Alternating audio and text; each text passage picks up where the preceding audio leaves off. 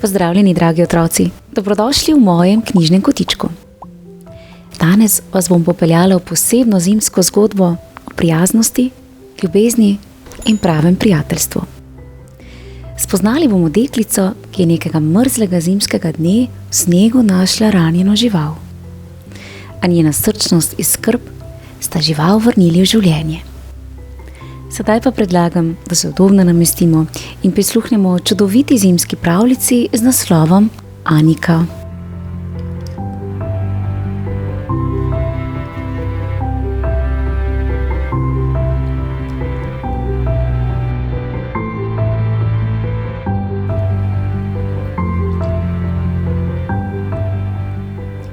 Božič je bil pred vrati in vso noč je snežilo. Anika se je veselila snega, ki se je lesketal od neštetih snežink, bleščečih kot diamanti.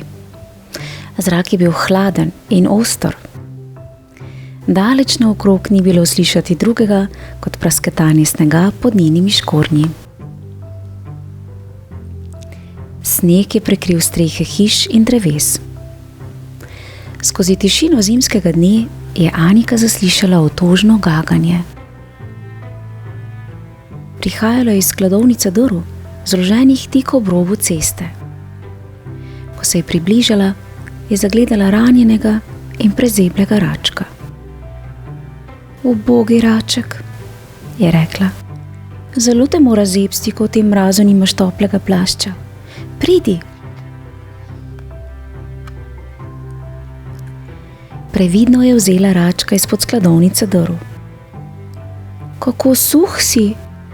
Zagotovo moraš biti zelo lačen, je rekla Anika in ga ogrnila s plaščem. Zdaj ti bo topleje, je rekla. Vzela te bom domov in skrbela zate. Raček, ki je šklepetal od mraza, se ni upiral. Doma je Anika poiskala škatlo. Od znotraj jo je obložila slamo in račku pripravila toplo gnezdo. Imeti bo srečko, je rekla Anika in škatlo postavila pod božično smreko. Potem je stekla v kuhinjo in v posodo natočila vodo ter mu jo prinesla. Nato mu je nadrobila še kos kruha in ga z zadovoljstvom opazovala.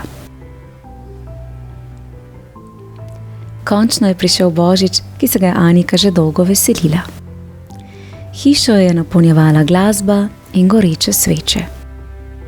Na obisk sta prišla dedek in babica. Mama je v kuhinji pripravljala slastno božično večerjo, Anika pa je bratrancu Niku pokazala srečka, ki je z njeno pomočjo zelo hitro okreval.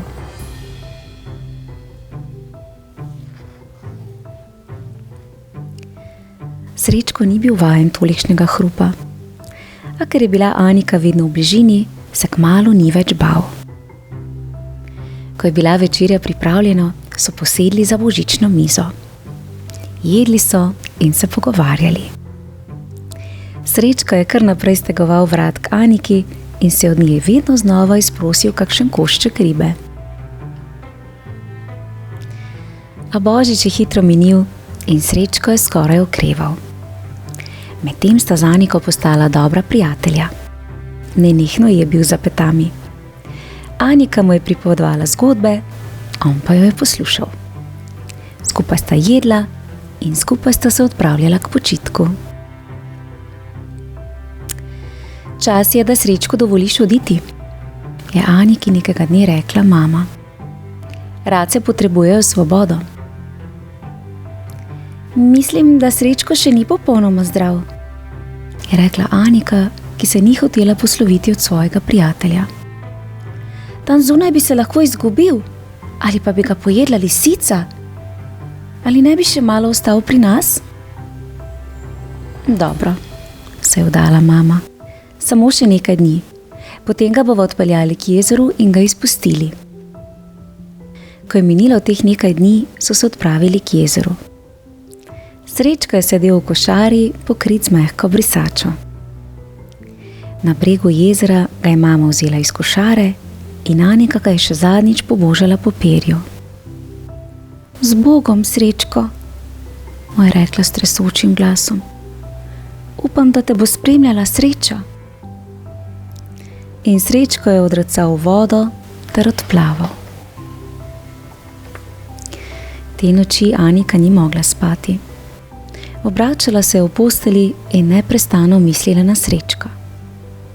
Bo našel hrano? Kaj, če bo od mraza poginil? Bo našel koga, da se bo igral z njim? Jo je skrbelo. Zjutraj se je Anika zbudila zelo zgodaj. Skozi okno je pogledala proti jezeru.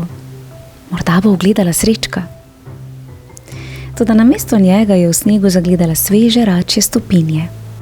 Mami, mami, je vznemirjeno klicala Anika. Srečko se je vrnil, pridi, greva ven. Skupaj sta se odpravili okoli hiše, kjer je bilo vse polno račjih stopinj. Srečko se je vrnil in poskušal priti v hišo, je bila prepričana Anika. Vidiš, je bila vznemirjena. Morali bi ga obdržati. Race ne sodijo v hišo, je mirno rekla mama. Vidim pa, da sta postala prava prijatelja. Potem sta sledili račjim stopinjam vse do jezera. Šele ko sta se mu povsem približali, sta v vodi zagledali Srečka. Toda ni bil sam. Ob sebi je imel prijateljico. Ko je zagledal Aniko, je veselo zaprhutal s perutmi, potem pa je svojo račjo prijateljico poletel v nebo. Poslovica je prišel od tebe, je z nasmeškom rekla njena mama.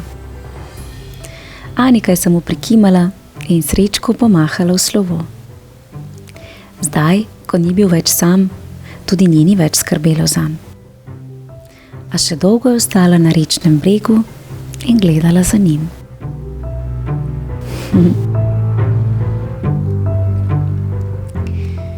Bravo, Anika, kako si skrbna. In verjamem, da je bilo Aniki težko, a pomembno je spoštovati želje tistih, ki jih imamo radi, in jim pustiti biti to, kar so. Prava ljubezen ne zadržuje, ampak osvobaja. Otroci, v mojem knjižnem kotičku pa lahko prisluhnete še eni zimsko obarvani pravljici z naslovom Ježkov dom, ko pride zima, v kateri boste prav tako spoznali Ježka, ki je bil v tako hladnih zimskih dneh v velikih skrbeh za gozdne živali. Zelo prijetna pravljica, vabljeni k poslušanju. Lepo se imejte in če le lahko, tudi sami priskočite na pomoč živali v tem hudem mrazu. Prijeten zimski pozdravček prav vsem, ki uživate v pravljičnih vsebinah mojega knjižnega kotička. Hvala vam. Pošiljam vam en račji pozdravček. Bravo, Anika, je pa res prijazno. Ti si pa tudi našel svojo prijateljico, ne?